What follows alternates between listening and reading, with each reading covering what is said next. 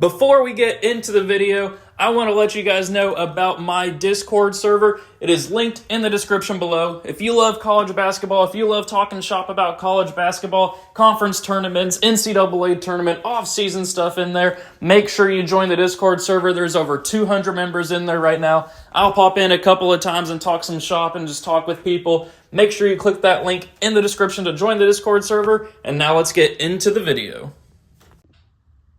Sup guys, it's Alex here, and welcome to the March 15th Bracketology. We are only a couple of days away now from Selection Sunday, which is on March 17th, this coming Sunday, and I could not be more excited for the tournament coming up. It's the best time of the year. They call it March Madness for a reason. Conference tournaments going on all throughout the week. It's been fun to kind of be watching games from starting at noon all the way through midnight. Kind of interesting to see the results, too. We've had some crazy results across the tournament. If you guys had watched my Atlantic 10 conference, I didn't quite give the best review for St. Joseph's, but here they are sitting in the semifinals of the A10, which that conference tournament has been absolutely crazy so far. Yesterday, they had I believe the quarterfinal round, and every single top 4 seed lost, which was absolutely insane. Was not expecting to see that. So we have basically in the quarterfinal round, we have 5 seed VCU, 6 seed Duquesne, 7 seed, oh gosh, I forgot the 7 seed already. That's not too good. But 9 seed St. Actually, I don't know why I even said I forgot the 7 seed. It's St. Bonaventure right there. I have it on the screen. And then 9 seed St. Joseph. So we will have a bid thief for sure out of the Atlantic 10. That has been factored in here right now. I'll get into my bracketologies here in a second, but I have that being VCU just because they're the highest team right now. They're the 5 seed in the Atlantic 10. We have Dayton in the projected field. We have VCU as the automatic qualifier. But then also in the ACC, we had a huge upset yesterday. We had Duke falling to NC State. That kind of came out of nowhere, I feel like. As such, I have NC State here on the potential bid thieves list. They have made it to the semifinal round of the ACC tournament. They'll be facing Virginia in a game that Virginia probably should win, I would say. You can see them up there in the last 4 in, which we'll get to the bubble watch here in a second, but Virginia probably should end up winning that game and be safe for the NCAA tournament. But we also have Pittsburgh, who, as you can see, is showing up on the first 4 out. They play North Carolina, which will be a great chance for that win that might push them over the edge and into the NCAA tournament. I don't think Pittsburgh would make it. I mean, I say it right now, they're the 3rd team out in my personal bubble watch here.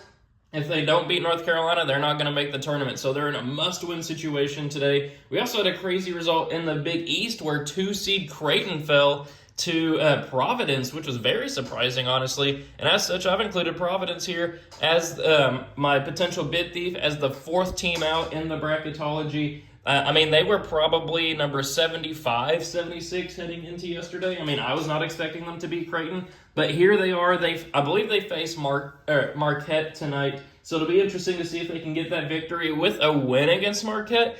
I mean, depending on the rest of the bracket results, too, I mean, maybe that'll be enough to put them over the edge and into the NCAA tournament. We'll kind of see what happens. But then going down my potential bid thieves list, just kind of recapping the conferences, there wasn't too many surprises in the SEC or Pac-12 or even Big 12.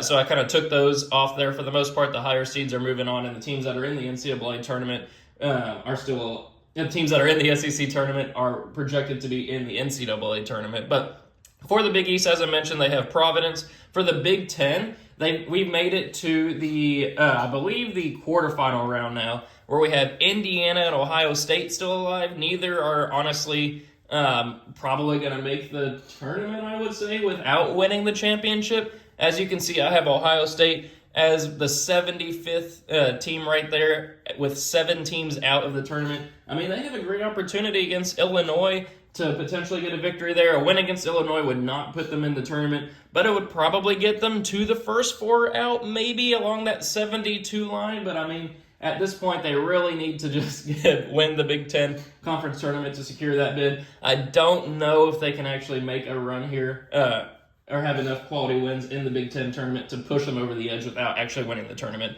But then you also have Indiana, who basically has to win the entire tournament to make the NCAA tournament, but you never know. Maybe that'll happen. Then in the Mountain West here, New Mexico got a big win heading into the night. I had them as my 70th team yesterday. I had Seton Hall in there as my last team in. But then New Mexico, they beat Boise State in their conference tournament. So I moved them up a little bit as such, put them as the 68th team there, the last team in. So they are on the bubble watch there for potential bid thieves. They'd love to secure another victory. And then over in the Pac-12, you still have Oregon, who's still alive. As you can see, they're not anywhere close to the tournament here. And then, of course, in like the American, you have like Memphis, South Florida. If they can't win right now, they're in the tournament as the automatic qualifier out of that conference. But a couple of other teams, too, like UAB, Wichita State, if those teams were able to make a run and somehow win the tournament, they would be a potential bid thief, too. Maybe I should include them. Maybe I'll include them in tomorrow's bracketology. But this is kind of where everything stands for the bubble watch here. Last four buys are TCU, Oklahoma, Mississippi State, and Colorado. Mississippi State and Colorado are still alive in their conference tournaments. I believe everybody in the last four buys should be pretty good, or feeling pretty good for their chances to be in the NCAA tournament. For the last four in, you have Virginia, St. John's, who beat Seton Hall, and basically, there were two tournament bubble elimination games that were had yesterday. You had St. John's versus Seton Hall, and then you had Wake Forest versus Pittsburgh. Pittsburgh beat Wake Forest. St. John's beat Seton Hall, so that's why each of those two teams are kind of ranked above the other. But St. John's, I feel like, is probably safe for the tournament right now. It's still kind of scary, but they would love for these bid thieves to not win their conference tournaments. But then we have Texas A&M, who's still alive in the tournament. They really need to beat Kentucky on Friday if they want to secure a spot in the conference tournament. And then you have New Mexico. We've talked about them. First four out are Seton Hall, who I don't think is going to be able to make it at this point. Indiana State, who everybody would love to see Kareem Abdul-Jabbar in the NCAA tournament, but at this point I don't know if their conference record is going to be enough at this stage. And then you have Pittsburgh and Providence. Both teams are still alive in their conference tournaments. Then in the next four out, you have Wake Forest, who lost to Pittsburgh. They're not going to be in. You have Villanova, who lost a heartbreaker in overtime against Marquette last night. They're not going to be in. Ohio State, who's still alive, they could be in. And then Kansas State, who is out of the tournament, they're not really in there. So really, the bubble's kind of shrinking, I would say. There's not a whole lot of realistic bubble movement coming in the next couple of days, but that's kind of where I have things standing. And then here in the bracketology, we'll kind of go region by region here. I kind of switched it up a little bit to make it a little bit easier to see, but all of these predictions are my personal bracketology predictions. In the past couple of bracketologies, I've been doing like Joe Lenardi's, I've been doing Jerry Palm's, but I took the exercise last night of filling out the actual bracket here, and we'll kind of see how things shake out. These are where I tried to follow all the bracketing principles.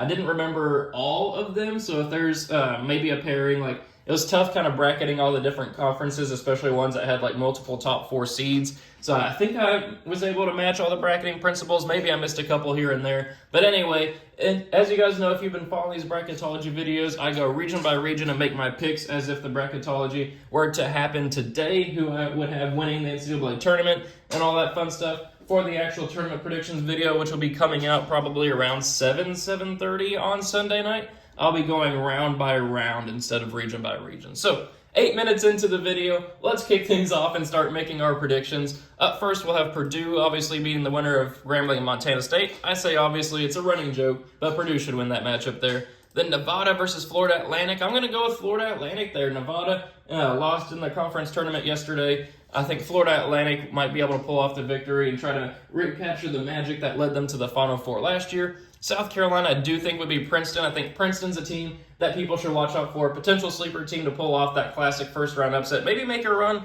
to the Sweet 16. You never know. But I got South Carolina moving on there. And then I'm going to go with McNeese pulling off the 13-4 upset. You guys know, if you've been watching my videos for the bracketology all season, I've been a fan of McNeese. I think they're a team that could potentially make a run as a Cinderella seed, pull off that classic 13-seed upset. Duke obviously lost to NC State. This does not feel like the typical Duke team. Why not go with the upset there? And speaking of upsets, I got New Mexico beating Virginia and then beating Utah State, which now that I think about that, I don't think that pairing would actually work in the NCAA tournament since Utah State and New Mexico are in the same conference. So whoopsie there, but that's kind of what I have happening there. I got New Mexico pulling off the upset. Then we have Creighton beating Oakland there in a 3-14. I'm going to go with Colorado here, pulling off the 10-7 against Clemson. Clemson, I feel like, has kind of sputtered here to the finish of the season. They lost by 21 in their conference tournament to Boston College. Not a good game at all for them. I got Colorado pulling off the upset. And then we'll have Iowa State here beating Quinnipiac.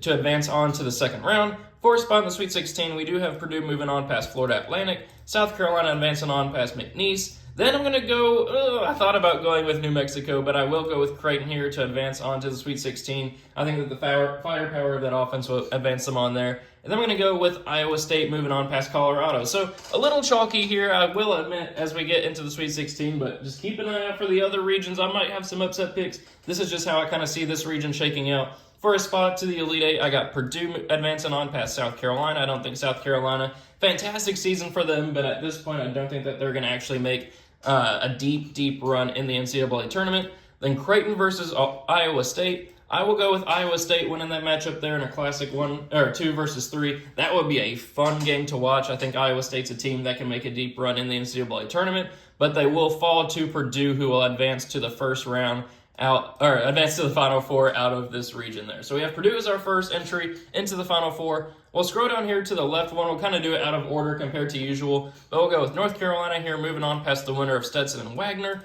I'm going to go with Gonzaga here, beating Nebraska, though I feel like that's a game that Nebraska could win by 20 potentially, or lose by 20. Nebraska is one of those teams that are just kind of, a classic 9 seed in the tournament. Let's just say that. But then we'll have San Diego State here, moving on past VCU. Alabama beating Samford.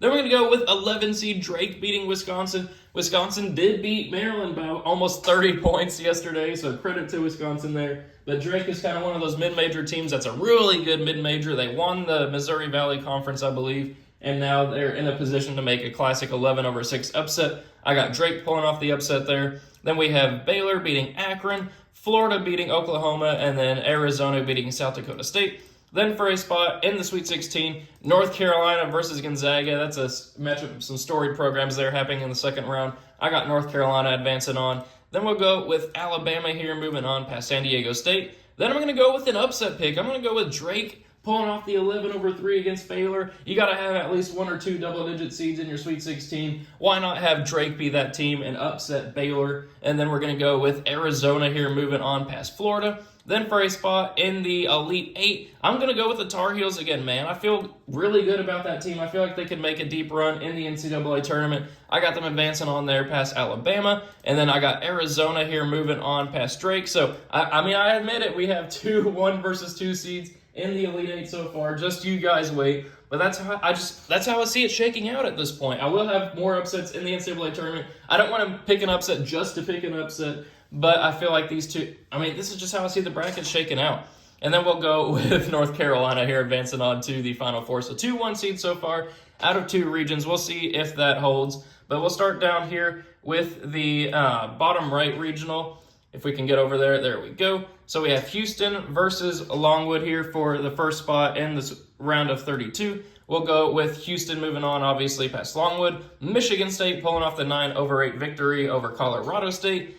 James Madison pulling off the 12-5 over Auburn. James Madison, I believe, has only lost 3 games this year, and they have been fantastic this season. They were ranked at one point earlier in the season and are in position for the classic 12-5 upset. Then we'll go with Texas Tech here, moving on past UC Irvine.